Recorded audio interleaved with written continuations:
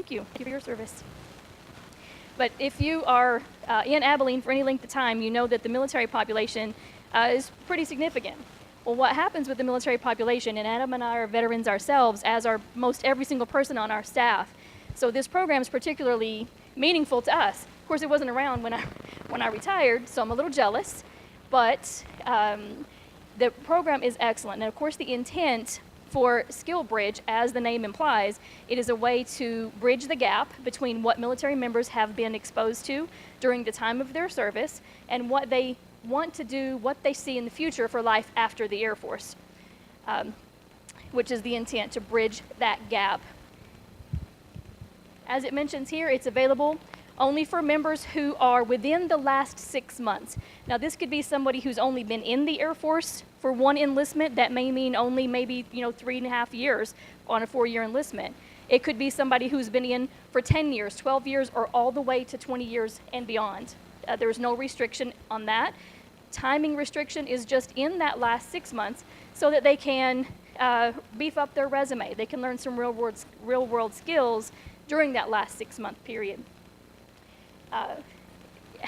I know for those of us who wear the uniform, the transition can be a little scary. And I've been retired for a long time, and longer than I care to tell you, but I do remember that trepidation of making that transition. I had worn that uniform for over 20 years. So what do you do when you move somewhere and you don't have a unit waiting for you, and you don't have an in-processing checklist? You don't have a CFETP, a career field training plan that tells you what to do. That's what our military is facing. Now, through all of their service, they've done wonderful things for our military, and they've done wonderful things for our country. Now they're facing the next chapter. So how can they be better prepared so that they don't have issues of joblessness? As you know, with veterans, that's a huge problem, which can lead to other things, financial concerns, housing issues, and so on. So not every military member who spent all of those years working on an airplane, for instance, wants to do that on the outside. We typically see people who are on one end or the other. I love airplanes, I've done them for years, that's all I want to ever do. And then you'll have people who will, yes sir?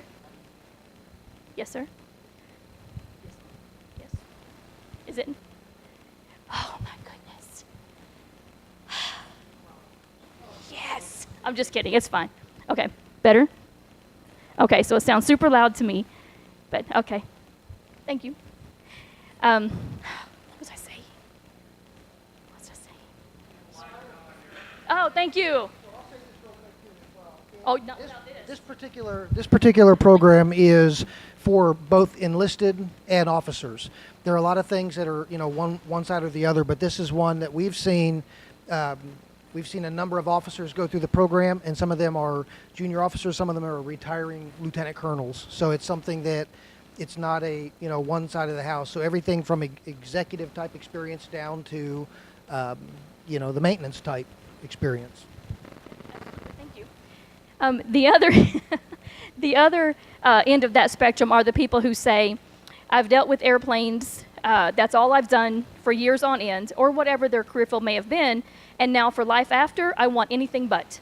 I never want to touch a toolbox again. And so we have that same issue. Those people still want to have, those veterans still want to have successful careers. They want to do well for themselves, for their family, but they may not quite have the skill set if they want to do, particularly if they want to do something completely different, or if how we do it in the Air Force might be slightly different from how it's done on the outside. Under this program, as I mentioned, in the last 6 months and with commander's approval, members are eligible to do one of 4 different types of training with community partners, whether those community partners are here in Abilene or even in other locations. What we want to do is, of course, increase and beef up and strengthen the community involvement here in Abilene. We'd love to keep people here. This is a great town. My husband and I came here. We're both retired military, but we came here on purpose. We had visited many times. We came here with the intent to retire and stay. So we see the benefits here. We want to bring people here. So these are the 4 areas that military members might be able to come during that last 6 months and work with your company. It could be either what we have seen here at Dyess as the most popular is the internships, the first one that I mentioned up there. It's a rather broad term, and it generally means that that person's going to come and work with you at your business in a time frame that works for you and for that member. And they learn everything as similar to a new worker at your place as possible. They learn the work, they learn the business side of doing things, they're fully immersed. And we'll talk a little bit more about that. They may also do on-job training, which is literally hit the ground running. Learn as you go. You're actively incorporating that person into the workplace right away. Now, the apprenticeships are a little bit different. Apprenticeships, those are the ones that have to be on the DoD list. So those aren't as plentiful, perhaps, but it is an avenue. It's a more structured type of program. And then, of course, that last one was job shadowing, and that could be where somebody is able to just come and be a fly on the wall, watch what happens. That might be one day, a few days, whatever, but that's more for them to not be actively involved, but to watch. But those are the 4 categories, the 4 avenues that they have under this SkillBridge program that they may be able to have that time with you out there in your company.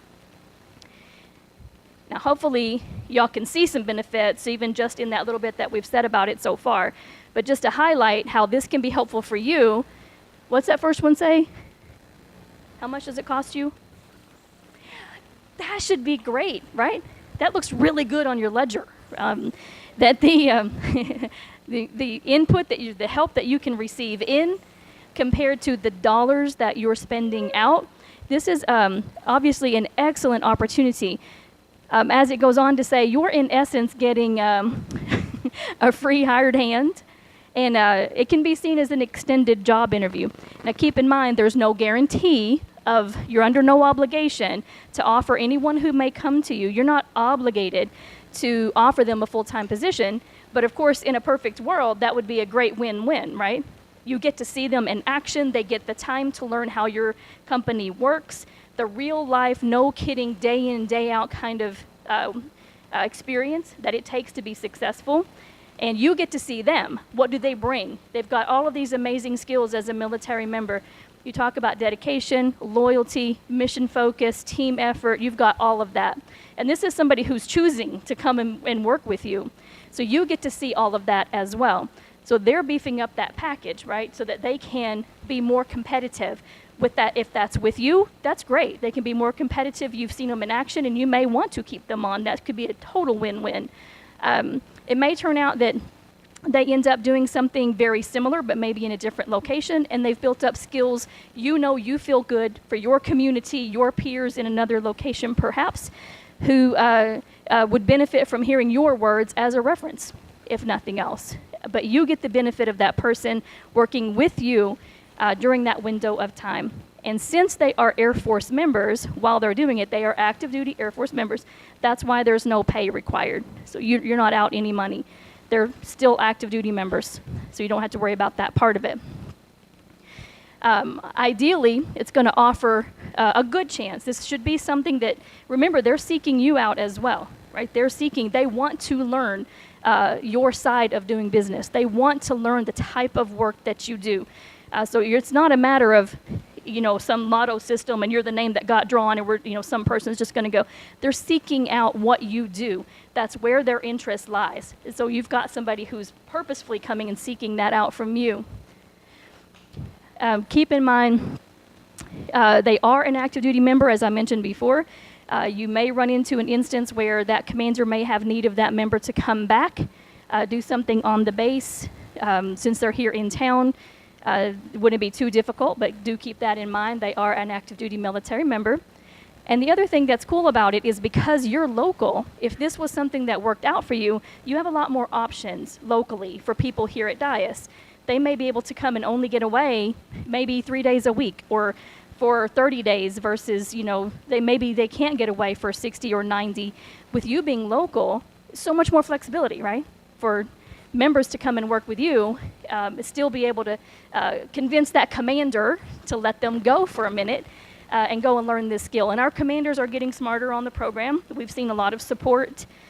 So that side of it, as far as we have seen, hasn't been an issue, but we do always make sure to point that out, that the commanders do have to agree to let these members go and support this program. So obviously you have a leg up being local, that you can bring people in that maybe somebody would may not think they're going to stay in Abilene.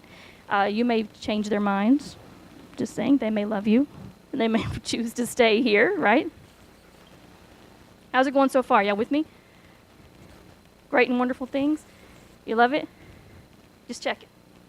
Is food good? Yeah, okay. That's good too. All right. Now, Adam has worked through a lot more of the basic steps. So he's going to kind of show you that, kind of walk you through how that works.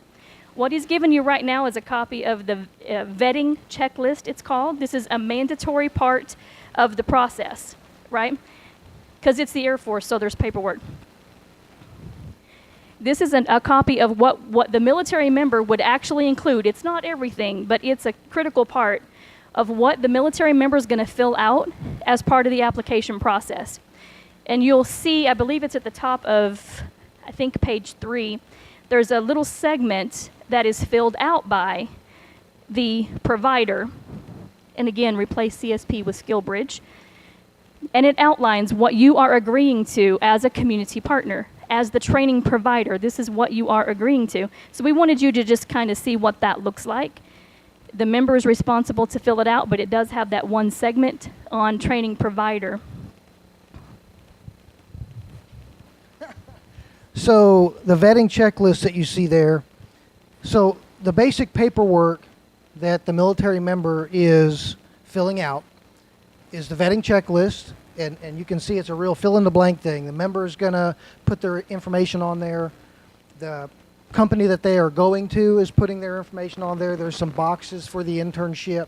And what we've seen at Dyess exclusively is people are participating in quote-unquote internships.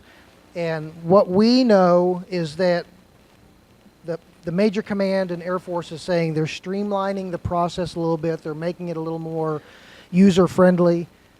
And the vetting checklist is the longest document that they have to fill out. And you can see in there that it's really not, this is not quantum physics that they're filling out. The big thing that we've seen is when we submit a name to our MAGCOM, our Major Command, which is Global Strike, if somebody is doing their SkillBridge out of town, greater than 50 miles away, or, I was working one this morning, the guy's going to Michigan, there is an additional piece of paperwork that has to get completed. It's called Permissive Tdy. That just means they're going to be somewhere else doing something else while they're, still in the military. And that form gets submitted. The vetting checklist gets submitted. There's a commander's letter that looks kind of like page 1. It's got the member's information, the commander's information, the brief information on the Career Skills Program or SkillBridge, and then the member signs it and the commander signs it. So that's a document. The vetting checklist. If they're out of town, Permissive Tdy, and then a unit point of contact letter, which we believe is probably going to go away. It's still required in the packages. We think it's going to go away because a point of contact is identified in the vetting checklist, so it duplicates. But that's it as far as the paperwork. So when someone comes to us and says, so I've heard about the Career Skills Program or SkillBridge, most of them are saying, I've done the research, this is where I want to go, what I want to do. Some of them, and this is where I would encourage all of you in here, if you want to send Jackie and myself an email with your name, your business, and what an internship could look like at that company. I've got essentially a binder that when our Air Force functional sends us, hey, here's a universal program that is members are utilizing, it goes in that binder. But I've also got local companies that have reached out to me, and that's always something when I have that initial conversation. If somebody says, well, I've heard about this program and I'm still not sure what I want to be when I grow up, I hand them the binder and say, look through here, these are some options that you can do. So I would encourage all of you to send me your information, because if somebody says, hey, come from a long line of plumbers, but I don't want to go back home to Michigan, I want to be right here in Abilene, you have any companies, I'm going to show them the binder, and I'm going to say, here's one that I know has reached out to us. Now, if they have already reached out to ABC Plumbing Company, and ABC Plumbing Company sees the vetting checklist and says, hey, yeah, we could use you as an intern. But if you're in that binder, they're going to see you. So I would encourage you to, like I said, send us your your information. You can see on the vetting checklist there's also a description. Sometimes what I will have, it's a description of what the position entails. And a lot of times it looks like the company's just kind of cut and pasted from their job. You know, we call them position descriptions. They've got that in there. The physical requirements of the position, yeah, we will have oftentimes, well, not anymore because we won't push it up to our MAGCOM. If someone's going out of town, then we're not a disapproval authority. Our MAGCOM is not a disapproval authority. The approval authority for this program is the member's commander. If he or she says, yep, you can do it, then the member's going to be able to participate in a SkillBridge event.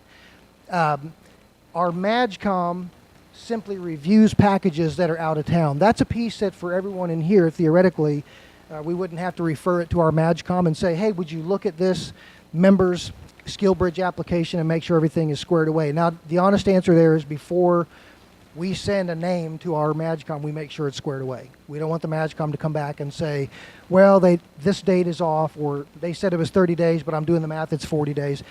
We're going to review it before we send it to them. Now, for local stuff, though, like I said, that's a piece that gets, it's not required in the package. Yes.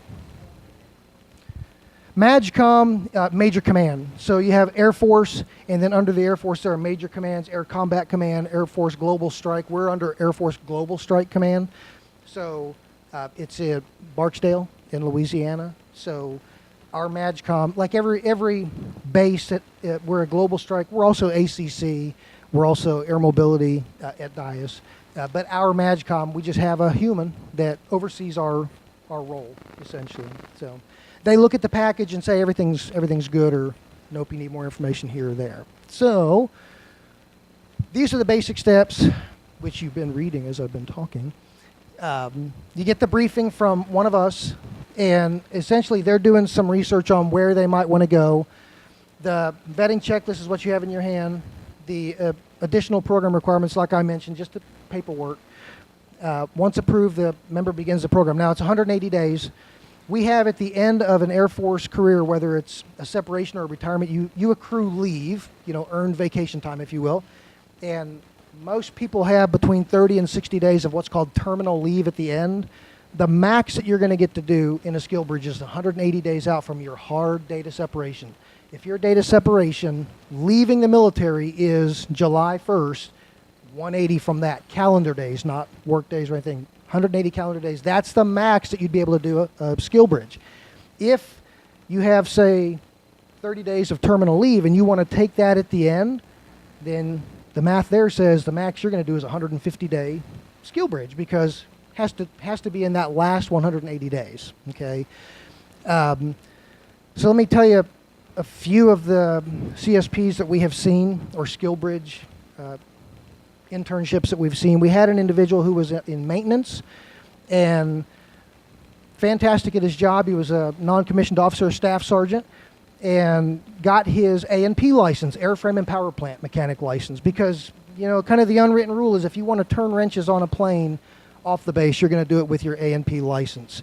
So he used funding to get his A&P license, and then he went to American Airlines or Eagle Aviation and said, hey, this is who I am, this is what I do in the Air Force, and I've got my